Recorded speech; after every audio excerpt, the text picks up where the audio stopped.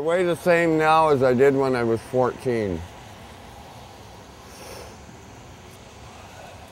I've shrunk 1.5 inches and gained a shoe size or 2.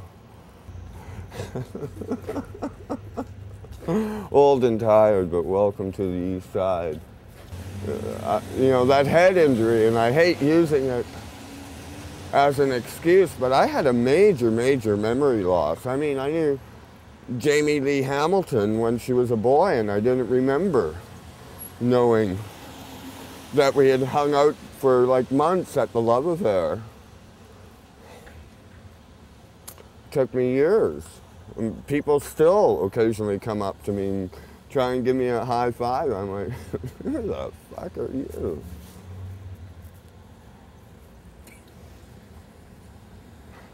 What happened? And they go, I know you. I got assaulted. My head was pushed into a corner and stomped on with a steel-toed Kodiaks or something. And the whole left side of my head caved in. And I had surgery. So left temporal brain damage, which is a creative. That's why I stopped doing music. I couldn't memorize anymore.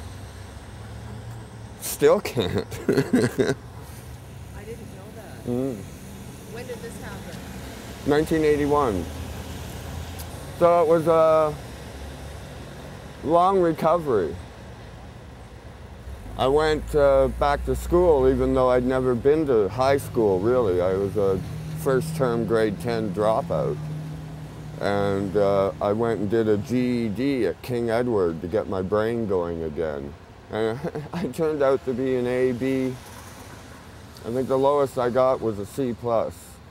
And that was math, because once you get 1 and 1 is 2, 2 and 2 is 4, and 5 will get you 10 if you know how to work it, boys. I don't care about the apples and oranges at all, or pies, or roots, or any of that. It won't cook you a chicken.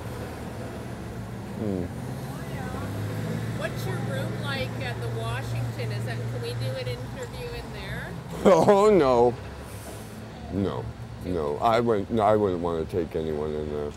Is it too small? It's too small. It's too messy. There's piles of art projects everywhere. There's cans of paints on the floor. I'm like a hoarder in a sense. Are you? Oh yeah. Christ, they could get 2 episodes out of me. They could get intervention and the hoarder thing all in one shot. Let's intervene and take care of the hoarding while we're at it. Well, it's mostly art supplies, and because I do assemblage, there's like finials and bicycle seats and this and that and lamp standards and odds and sods from everywhere. I'm a freegan. Everything I get is free. You know, I bend for most of my money. The artwork, that, you know, it's about the same. A good month I can make a few hundred off of the art. We average about 1 or 2 pieces a week being sold, so. You do? Yeah.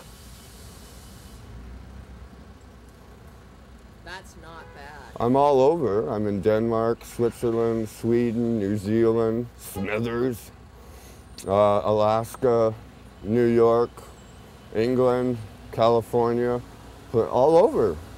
And the funny thing is, well, there's one person who owns 200 pieces of my work, minimum, a Persian fellow who collects my work. There's a import-export lawyer in West Vancouver who owns about 16 pieces. And a lot of the people buy multiple and sometimes come back and buy more. I'm hanging in a cafe in Hamburg, Germany, one of my pieces. So my legacy, I think, you know, if I were to die tomorrow, at least there's some of me around.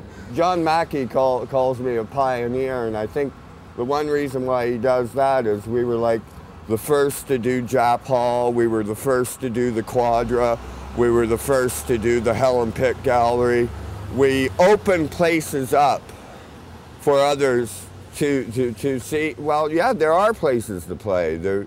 You can just walk into a place and say, hey, we can bring in a crowd that drinks a lot. I was going to art school with Michael Wonderful, and we were basically using art school as a commercial enterprise. We were making these Italian designed sunglasses out of acrylic plastic and selling them for $10 a shot in the bars. So basically we figured if the Talking Heads could do it, so could we.